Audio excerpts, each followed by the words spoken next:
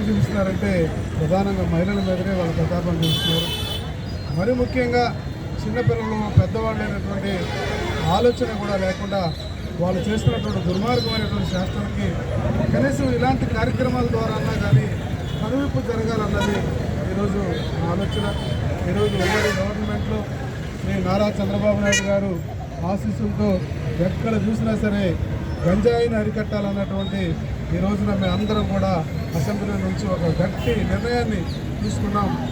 ఈ రాష్ట్రంలో ఎక్కడ కూడా మాదక ద్రవ్యాలు కనపడటానికి వీల్లేదని, దానివల్లనే అనేక మంది మహిళలకి పిల్లలకి ఇబ్బంది జరుగుతుందన్నది ప్రధానంగా అందరం కూడా గుర్తించాం.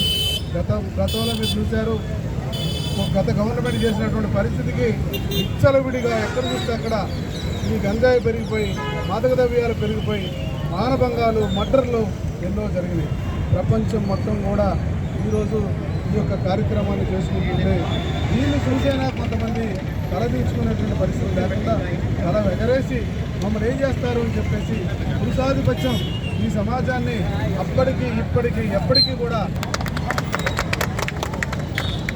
అలాగే ఒక మంచి చక్కటి కార్యక్రమాన్ని ఇవాళ చీరాల్లో ఈ యొక్క కార్యక్రమాన్ని చేసి వీళ్ళందరూ కూడా బై వాక్ తీసుకెళ్తున్నటువంటి అధ్యక్షురాలికి మిగిలినటువంటి వాళ్ళందరికీ కూడా నా మనస్ఫూర్తిగా అభినందనలు తెలియజేస్తున్నానని చెప్పేసి ఈ సందర్భంగా తెలియజేసుకుంటున్నాను.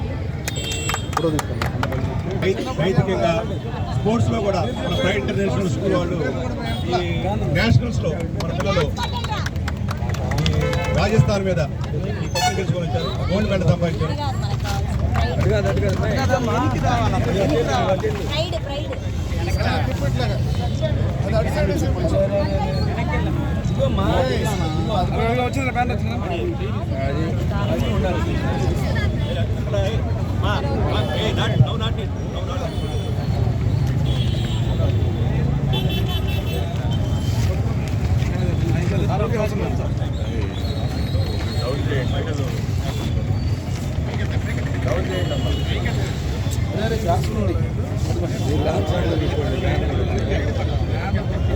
చేయండి.